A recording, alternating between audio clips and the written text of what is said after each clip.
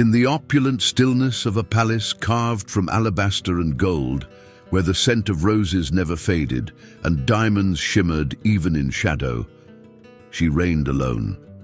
Yasmina al-Saif, once known across the Emirates as the Mistress of Legacy, had everything except peace. Her empire, forged in oil, technology, and whispered promises under desert moons, had crumbled in silence the day her only son vanished without a trace. It began with a gesture so simple it almost escaped notice. On a morning like any other, cloaked in Chanel and guarded by men who would take bullets before asking why, Yasmina stopped at a red light in the heart of Dubai. That's when she saw him, a frail, barefoot boy, no older than 15, holding a makeshift sign, "Hungry. Anything helps." She didn't ask why, she never did. Power taught her that questions were dangerous, but something about the boy's eyes, a peculiar hazel-grey storm that mirrored her late husband's, made her hand hesitate as she slipped him a crisp $50 bill. He thanked her with a trembling voice and vanished into the crowd like smoke. That night, sleep evaded her. It wasn't guilt. Yasmina had long since made peace with her ruthlessness. It was recognition. The boy's face lingered in her memory, as though some ghost from a time long buried had clawed its way back into her life. 10 years ago, her son, Samir, disappeared after a fire gutted the family's private villa in Jumeirah. The official report claimed electrical failure. The coroner, bribed, had sworn the body found was unidentifiable, but likely Samir's. Yasmina believed it. She had to. Grief would have made her empire crumble. But the next morning, driven by an ache she couldn't name, she had her head of security track the boy. It took 6 hours. When they found him curled in the shadow of an abandoned parking garage, Yasmina herself came to see him again. He flinched when she approached. "Do you remember me?" she asked. "No," he lied, voice cracking. Yasmina didn't believe in coincidences. Her blood knew its own. The scar on the boy's left shoulder, half-moon-shaped and faded, matched one Samir got when he fell from a pony as a child. It was him. But why had he been on the streets? Who kept him hidden? And more terrifying, who wanted her to believe he was dead? Thus began the unraveling. Yasmina took the boy in under the pretense of charity. Medical scans confirmed what her heart already knew. The DNA match was 99.9%. Her son had lived, alone, starving, forgotten by the woman who had the world at her feet. But as she investigated deeper, shadows from her past clawed their way back into the light. Enter Alina, her former confidant, now living in Monaco under an assumed name. Once Yasmina's personal assistant and rumored mistress of her late husband, Alina had vanished shortly after Samir's disappearance. Now, a private investigator traced transfers of funds from Yasmina's company to a bank in Alina's name. Funds that matched the exact sum allegedly paid to a man named Hakim, the villa's ex-security guard. Yasmina flew to Monaco under nightfall. When she confronted Alina in her glass-walled suite overlooking the Mediterranean, Alina didn't deny it. "Yes, I took him," she said, sipping champagne with ice. "He was never yours to keep. Your husband. He planned to leave you. He planned to take Samir. You were too blind to see it." The truth shattered Yasmina's reality. Her empire, her fortune, had been built beside a man plotting her downfall. Worse, Alina had hidden Samir to punish her. For what? For being the woman who had it all. "He grew up without knowing who he was," Yasmina whispered, trembling. "He grew up safe," Alina spat, "away from your poisonous world." Yasmina left that night with answers, but no closure. Samir, now 17, stood at a crossroads. Would he accept the truth of his lineage, the empire that awaited him, or remain tethered to the only world he knew, the streets? As the press caught wind of the scandal, Yasmina made a choice. She vanished. From social media, from business, from opulence. She built a new life in secret beside her son, teaching him not how to rule, but how to live. And in the quiet of that new world, far from gold and blood, the Mistress Empire began again. Not in palaces, but in the world saw wealth when they looked at Yasmina al-Saif. Power, poise, a woman wrapped in silks and secrets who built a business dynasty that rivaled monarchs. But what they didn't see, what even she had refused to see, was the rot beneath. The gold. After confronting Alina and confirming that her son Samir had been alive all these years, Yasmina's heart began to beat with a different rhythm. It was no longer driven by profit or reputation. Now it pulsed with something older, primal, the need for truth. Her husband, Farid al-Saif, had always been a man of charm, the kind who could smile while stabbing you in the back. When he died in the fire a decade ago, alongside their son, so she thought, she had mourned him, built monuments in his name, named a charity after him. But now, in the sharp light of betrayal, she questioned everything. Why did Farid plan to take Samir and leave her? What had she missed? She started by pulling old files from their private vault in Abu Dhabi. Files Farid never let her touch. It was a fortress of contracts, offshore accounts, coded emails. A digital graveyard of his secrets. Buried within them was a document marked with a golden falcon seal, his family's crest. The contents were chilling. Farid had amended his will 3 months before the fire, transferring 80% of their combined fortune not to Yasmina but to Samir under the guardianship of Alina. The will had never surfaced. Why? Because Yasmina, the grieving widow, had been given a forged version by the family lawyer, one she now realized was part of the conspiracy. Her entire inheritance had been built on a lie. The empire she thought was hers by right had been stolen from the hands of a child, and that lawyer, Rashid Amin, was now CEO of her biggest rival corporation. It wasn't an accident, it was a coup. She confronted him in a board meeting meant to announce a merger between Al-Saif Enterprises and Amin Holdings. The room, filled with men who once bowed to her, froze when she slammed the real will on the table. You stole my legacy. But worse, you stole my son's life. Rashid smirked, unfazed. Your husband knew you would destroy the boy. He saw the poison in your ambition. I only fulfilled his final wish. A dozen board members gasped. Yasmina stood still, her voice cold as marble. He trusted a snake to protect a lion. She walked out before anyone could reply, but the damage was done. News spread like wildfire. Headlines swirled with scandal. Billionaire widow's empire built on forged will. Samir al-Saif, heir returns from the dead. Alina, mistress or mother figure. The press began to hunt Samir, calling him the boy king.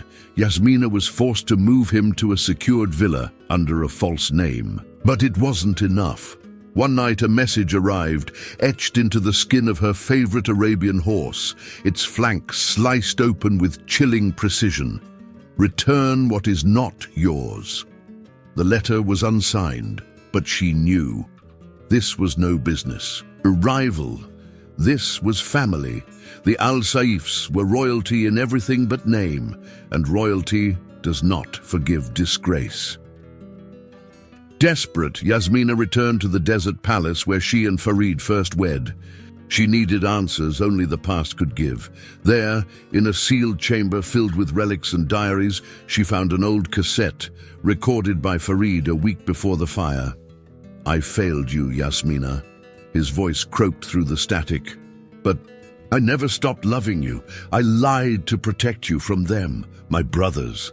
They wanted Samir as leverage to control me. Alina, she was the only one I trusted to keep him safe if anything happened. The fire hadn't been an accident. It was a cleansing, a purge orchestrated by Farid's own blood to eliminate him and steal the Al-Saif legacy. But Alina had escaped. With Samir and Farid, he had stayed behind to buy them time. Yasmina collapsed to the floor, the cassette slipping from her fingers. Everything she believed, every hatred she'd nursed, every enemy she blamed, was built on half-truths and shadows. Now she faced a new reality, Her enemies weren't just outside the gates. They bore her name. She had to choose, expose the truth and bring down the dynasty she once helped build, or bury it all and protect Samir from the flames of vengeance that would follow. In the stillness, one truth remained. Power may be inherited, but legacy must be earned. Would you choose to burn your empire to protect your child, or keep the crown and risk losing him forever? Let us know your truth in the comments. And if this story made your heart race, share it. Someone in the dark may need its light.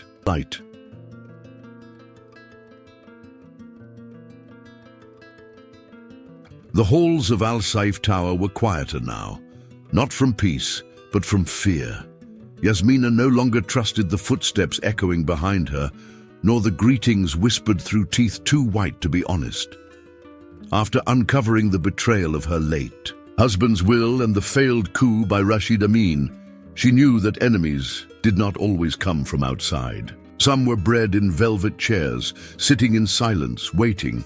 She once believed her council, the inner circle, as the media dubbed them, was her fortress. 7 men and women who had advised her since her youth. She had handpicked them, molded them. But as whispers of scandal spread and shares in her company began to tremble, she noticed something strange. They were calm, too calm. Especially Hadi, the chief of global strategy. A man who smiled often but said little, who always knew too much but never asked why. Yasmina called for an internal audit under the guise of damage control. What she found was the beginning of an unraveling more profound than any betrayal thus. Far transfers, communications, hidden meetings. Months before the fire that took Farid and Samir, these so-called loyalists had been in contact with the Al Saif brothers, the same men who orchestrated the palace inferno. Worse, they had been moving assets under Yasmina's name to offshore accounts controlled by Amin Holdings.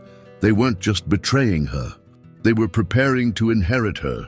Yasmina summoned them one by one to her private study. To most, she posed questions that felt benign, innocuous, a test of memory, of loyalty, of subtle reactions. But for 3, Hadi, Latifa, the legal counsel, and Damir, the director of security, her interrogation ended differently, each left with a severance package and a warning. "You speak a word," she told Hadi, "and I will make sure your family forgets your name." But the rot went deeper. Samir, now hidden under an alias in a luxury safe house, had begun to remember things. Faces, conversations, a man with a scar on his jaw, a woman with gold fingernails who called him asset instead of child. These were people Yasmina had never met. Yet they knew her son. She confronted Latifa once more before her exile. "You were at the safe house, weren't you?" she asked. Latifa didn't answer at first. Then she smirked. "You think you're the only one who loved him?" That answer shook Yasmina more than the betrayal itself. It meant Samir hadn't been lost. He had been kept, nurtured perhaps, but for whose purpose? Every step she took now felt like walking on broken glass. Her empire, built over years of iron control, was held up by shadows, and those shadows had names, families, power. If she made a wrong move, they wouldn't just ruin her, they would take Samir and disappear him again. Worse, the public image of Yasmina Al Saif, the graceful widow, the benevolent tycoon, was beginning to crack. Social media was ablaze with questions. Where had her son been? Why hadn't she searched harder? Who truly ran Al Saif Enterprises? Yasmina knew reputation was currency, and she was going bankrupt. One evening, as she paced the corridors of her desert estate, a noise broke the silence. A click, a whisper. She turned, only to find a knife pinned to her door, plunged deep into the wood. A note was tied to its hilt. "We are within. One more step, and your son returns to ash." The message was clear. Her enemies weren't coming. They were already inside. So she made a decision. She assembled a new circle, not businessmen, not lawyers, but ghosts, former intelligence officers, hackers, mercenaries, people who owed her nothing and therefore could not betray her. "You'll find them," she said, "and when you do, don't bring them back."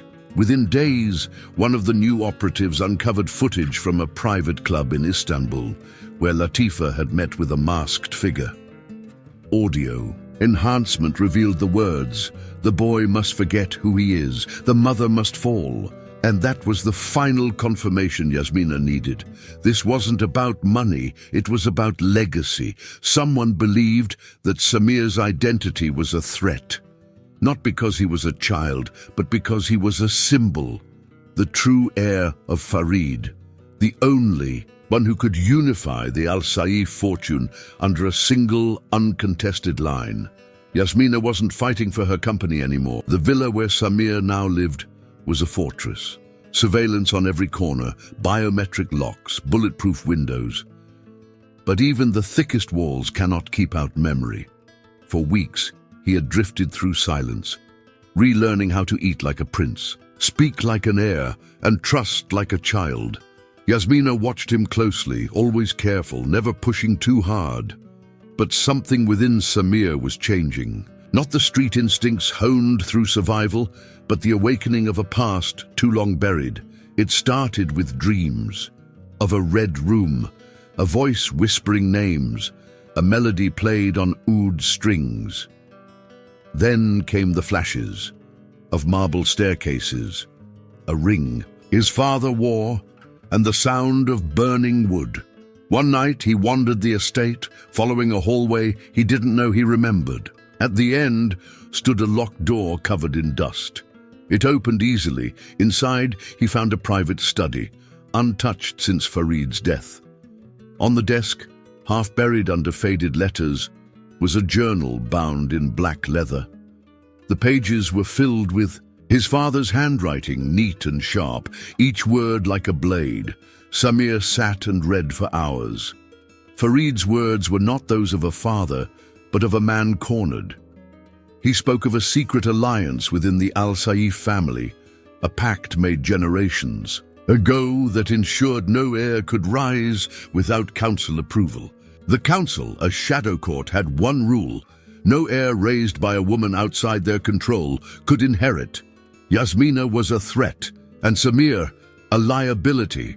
That's why Farid had changed his will, not to betray Yasmina, but to circumvent the council. By placing Samir under Alina's guardianship, he believed the boy would be raised far from their reach, until he was old enough to return and reclaim his legacy. The plan backfired. Alina fled too far. The council reacted with fire.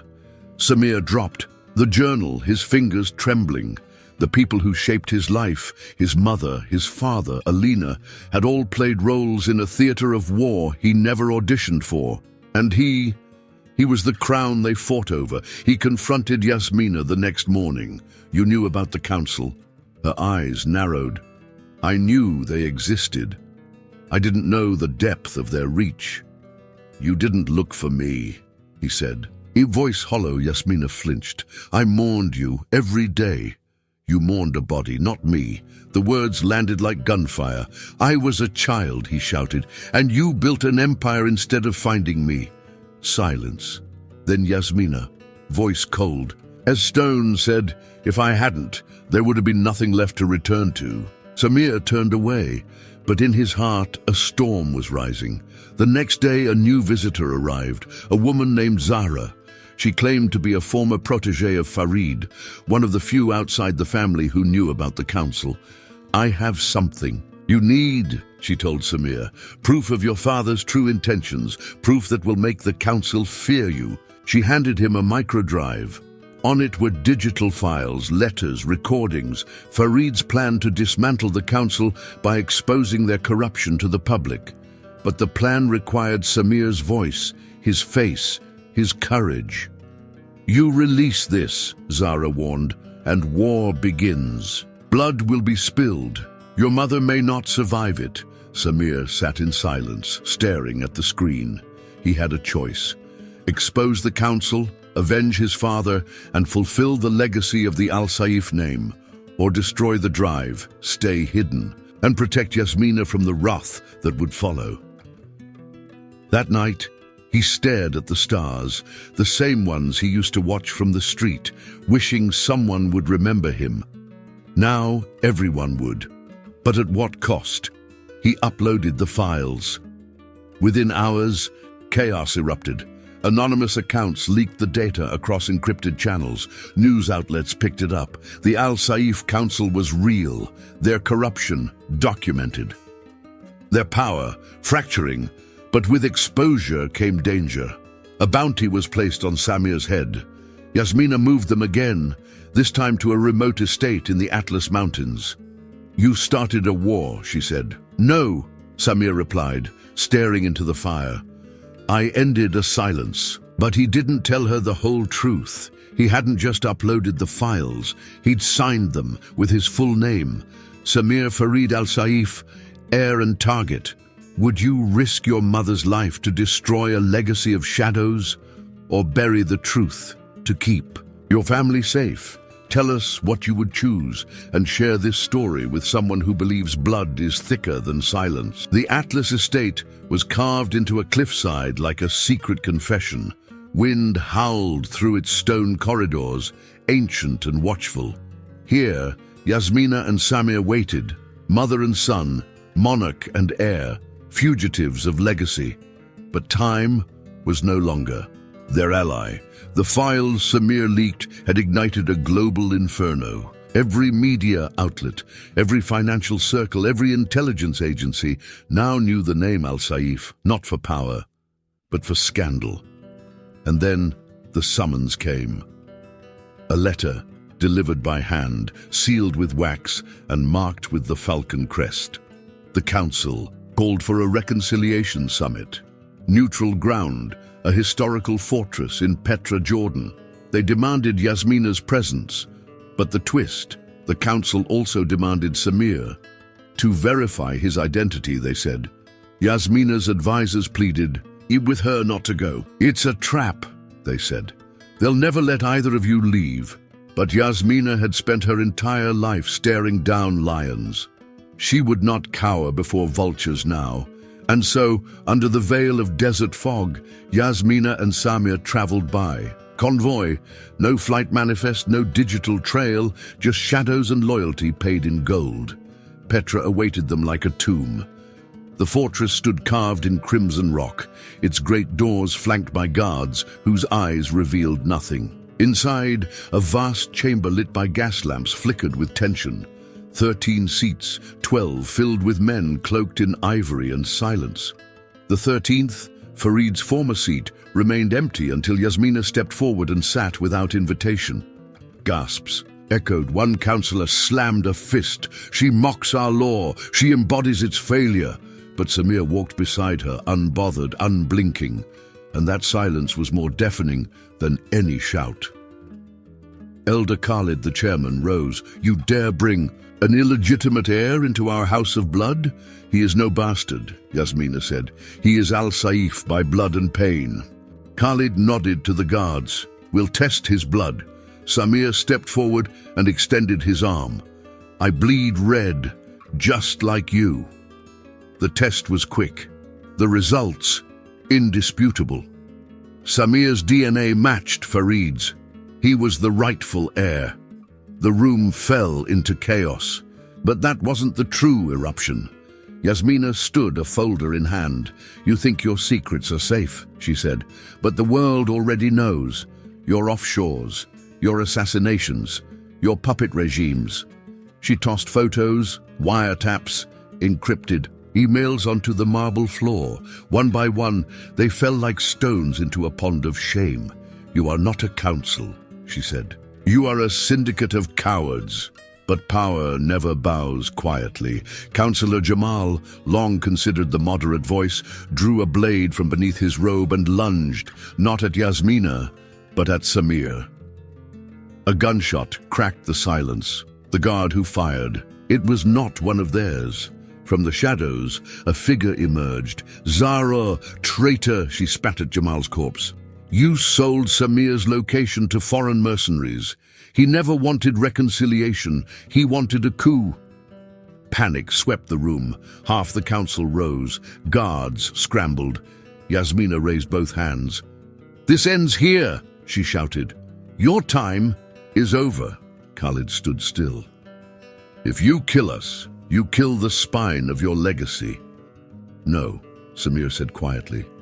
"We become its heart." And with that, a document was produced, signed by 6 younger council members, already flipped by Yasmina's months of blackmail, deals, and promises. A new structure, a new council. With Yasmina as regent, Samir as heir, and Zara as security. Commander, it was done. The old council was dissolved, some retired, some imprisoned, one buried. But outside, in the shadow of the Crimson Cliffs, a drone circled, and from its camera, someone watched. Not everyone had accepted the new order. There were still those who believed Yasmina's return was a blasphemy, that Samir's claim was theft, that the empire must fall, not change. Back in the convoy, Samir sat beside his mother. "You knew they would try to kill me," he said. "Yes," she replied, staring ahead, "but I also knew they'd fail." He looked at her, unsure whether to fear or admire. "Why did you bring me?" "Because legacy doesn't wait, it must be claimed in blood." And in the distance, the ancient stones of Petra stood still, witnesses once again to the birth of an empire. Would you walk into a room where your enemies waited to destroy you, just to reclaim your name? Or let history forget you ever lived? Let us know in the comments, and share this story if you believe that sometimes the future must be taken with fire. In the weeks following Petra, the world watched as the Al Saif Empire restructured itself under new leadership. Yasmina became the regent, not through bloodlines, but through sheer survival. Samir, now publicly recognized as heir, began appearing at conferences and diplomatic events, speaking with a confidence that masked the trauma still threading through his memories. The council had been shattered, yes, but power never dies. It simply shifts its shape. In Dubai, the towers of Al Saif Enterprises gleamed like obsidian spears under the sun. From the outside, everything looked serene. But in the heart of the empire, cracks had begun to whisper. It started subtly. An anonymous tip exposed the location of one of Yasmina's shell companies in Switzerland, one that funneled security funding to protect Samir. The account was drained in 36 hours. Then, a convoy delivering humanitarian supplies under Samir's foundation. Flag was hijacked in Jordan. The press spun it as a rebel act. Yasmina knew better. These were coordinated strikes. And then came the message. An untraceable email composed in vintage Al Saif encryption, accessible only through their original family servers. The subject line read, "You buried me alive." The sender, Farid, but Farid was dead. Yasmina froze. Her hands trembled as she clicked the attachment, a video. Grainy, shot at night. A man in a keffiyeh and long coat, face hidden, voice distorted. "You thought the fire would silence me. You thought betrayal would erase me. But I live, Yasmina, and I remember everything." Samir watched over her shoulder, eyes widening. "Is that—" "It's not your father," she whispered. "It's someone worse." And she was right. The ghost from the grave wasn't Farid, but someone Farid once trusted more than any brother. Tariq El-Masri, the man who built the Al Saif intelligence network. Officially, Tariq died in a helicopter crash over the Mediterranean during a covert operation 12 years ago. But now, evidence showed he had faked his death, stolen millions from the Black Ledger and vanished. Now, he had returned, and he wasn't alone. Leaked footage surfaced of him meeting with disenfranchised council members, rogue princes and mercenaries. His new faction called themselves Ashira al-Dilla, the Brotherhood of Shadows. Their aim to dismantle every royal structure, every bloodline dynasty, every seat of inherited power in the Middle East. Their symbol, a phoenix turned to ash. Their first target, Samir. "We thought the council was the enemy," Yasmina told Zara in a midnight strategy meeting, "but they were just the gatekeepers. This man, Tariq, he's the one holding the knife now." Security was tripled. Samir's public appearances were cancelled. Yasmina moved meetings underground. But nothing stopped the slow bleed of fear. Then came the betrayal. One of Samir's new aides, a young man named Zaid, trained by the finest royal academies, vanished after a security breach. Within hours, Tariq released a video. Zaid, bound, bruised, eyes defiant. "This boy," Tariq said, "knows the code that unlocks the final ledger, the one Farid left behind, the one that reveals every betrayal Yasmina has hidden." The message ended with a countdown. 72 hours. "Return what is not yours," Tariq said, "or the boy dies and your empire follows." Panic swelled within Yasmina's inner circle. But not Samir. He stood still. "No more hiding," he said. "We face him, together." Yasmina looked into her son's eyes. They were no longer the eyes of a boy who had begged on the streets. They were the eyes of a ruler. So they prepared for war. Yasmina authorized a mission to extract Zaid, led by Zara herself. Meanwhile, Samir began tracing every file, every access point to the ledger, knowing it would lead Tariq to them. The bait was set. But deep inside, Yasmina questioned something darker. What if the ledger did hold secrets she couldn't control? What if Farid had written truths too dangerous to expose, even to his own son? The past was no longer history. It was the fuse beneath their feet. Would you face a ghost armed with your deepest secrets just to protect the legacy you built? Or let the truth consume it all? Tell us in the comments. And share this story if you believe that sometimes the past must burn for the future to rise.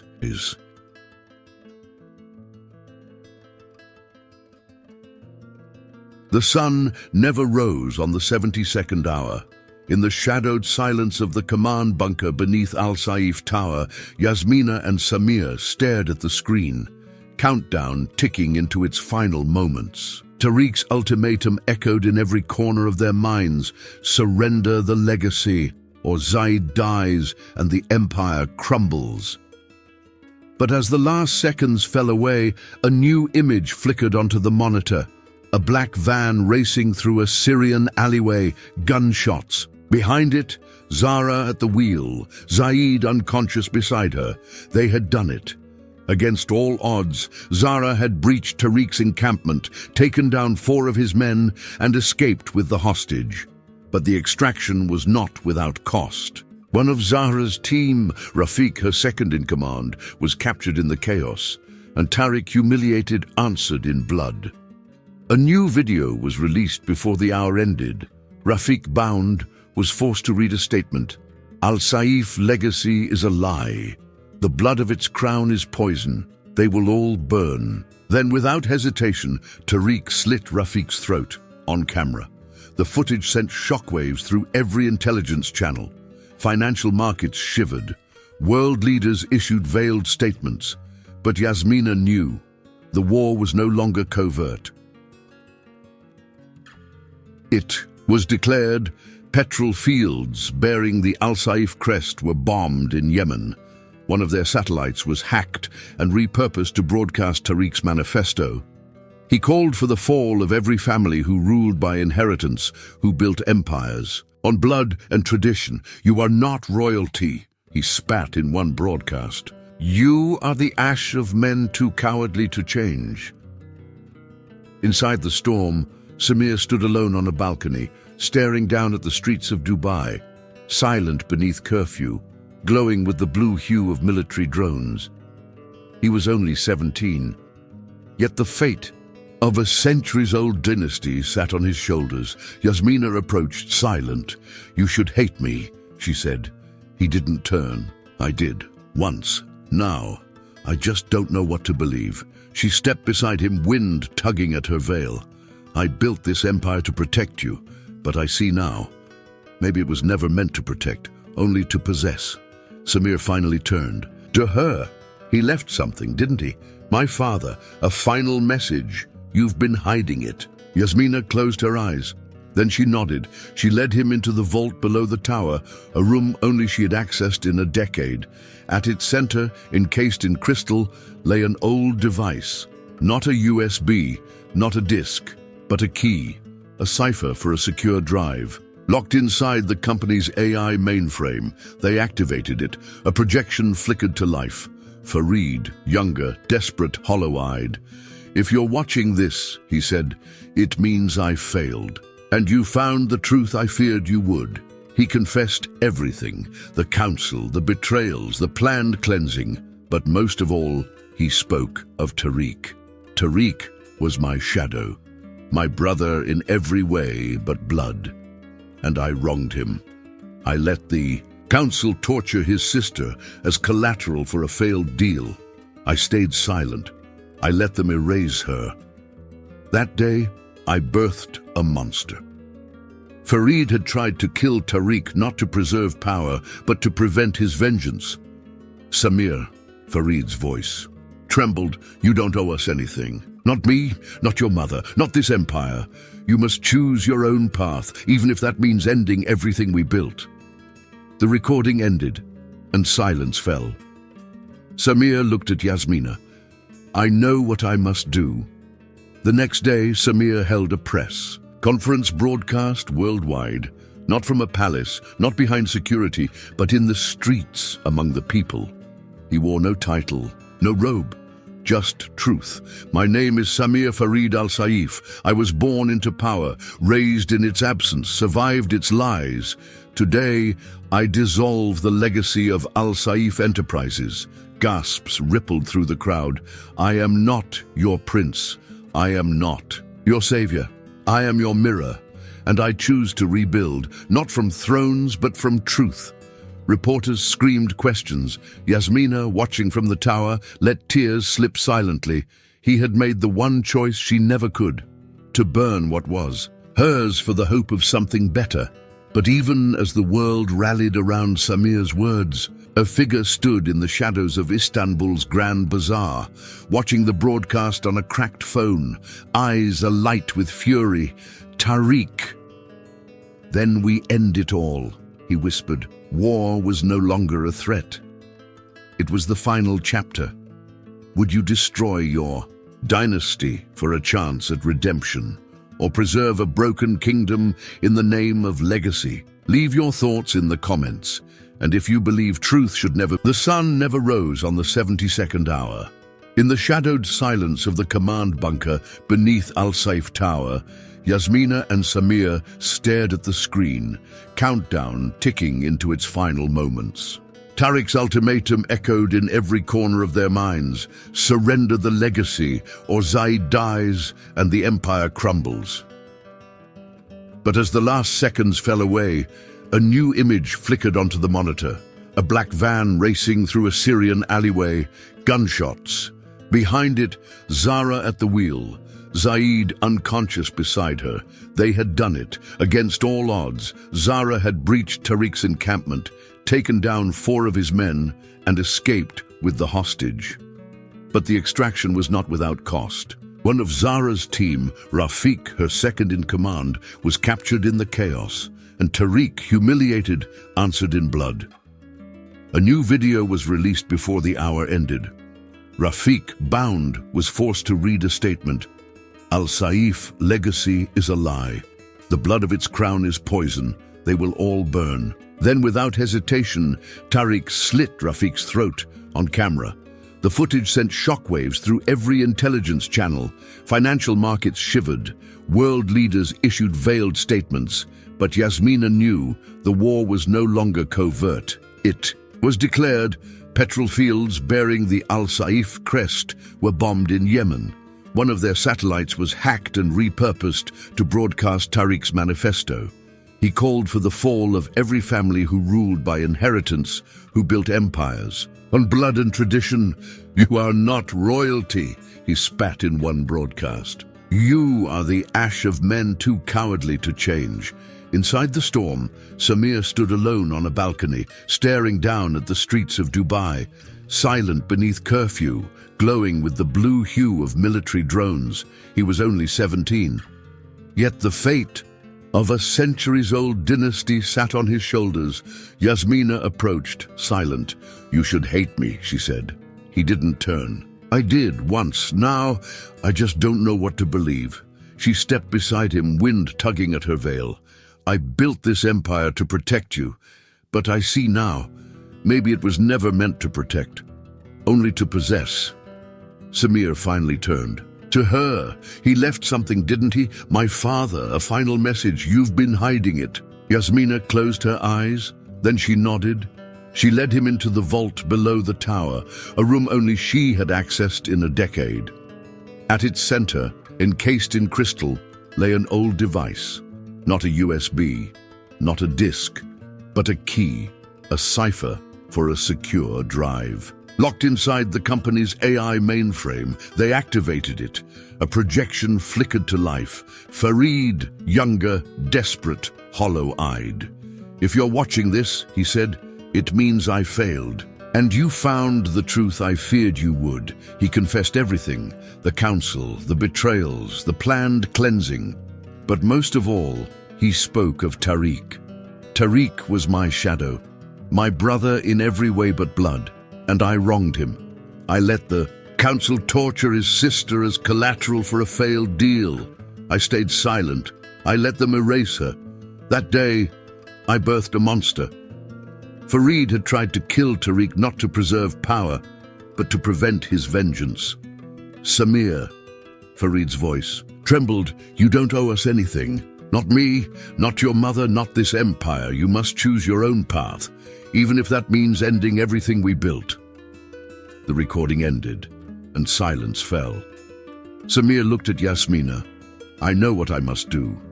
The next day, Samir held a press conference broadcast worldwide, not from a palace, not behind security, but in the streets, among the people. He wore no title, no robe, just truth. "My name is Samir Farid al-Saif. I was born into power, raised in its absence, survived its lies. Today, I dissolve the legacy of Al-Saif Enterprises." Gasps rippled through the crowd. "I am not your prince. I am not your savior. I am your mirror, and I choose to rebuild, not from thrones, but from truth." Reporters screamed questions. Yasmina, watching from the tower, let tears slip silently. He had made the one choice she never could, to burn what was hers for the hope of something better. But even as the world rallied around Samir's words, a figure stood in the shadows of Istanbul's Grand Bazaar, watching the broadcast on a cracked phone, eyes alight with fury. "Tariq." "Then we end it all," he whispered. War was no longer a threat. It was the final chapter. Would you destroy your dynasty for a chance at redemption, or preserve a broken kingdom in the name of legacy? Leave your thoughts in the comments, and if you believe truth should never be buried, share this story. And so, from the ruins of betrayal and the shadows of silence, rose a mother and son who refused to be forgotten. Yasmina al-Saif, the woman once bound by tradition and chained by power, did not merely survive. She transcended. And Samir, the boy lost to time, raised in the streets, hunted by his own blood, did not just reclaim his name, he redefined it. Together, they dismantled the myth of legacy and rebuilt something greater than any empire: purpose. This was never just a story about wealth, betrayal, or dynasties. This was a story about fire, how it can destroy, yes, but also how it can forge. A story about what happens when truth is louder than blood and love stronger than revenge. Now we ask, you, the one who watched until this moment, if everything you built was founded on lies, would you burn it to protect what's real? If someone you loved disappeared for a decade and returned with scars you couldn't heal, would you have the strength to face their truth? Would you be Yasmina? Would you be Samir? Tell us in the comments below. What would you do? Would you forgive? Would you fight? Would you fall or rise? And if this story touched you, if it stirred something deep, something personal, then share it. Share it with someone who knows the weight of silence. Share it with someone who needs to believe in redemption. Share it with someone who has almost given up. Because stories like this don't just entertain, they awaken. And sometimes the right story at the right time can change everything. This is the Mistress Empire, and here we don't just tell stories, we resurrect them, wreck them.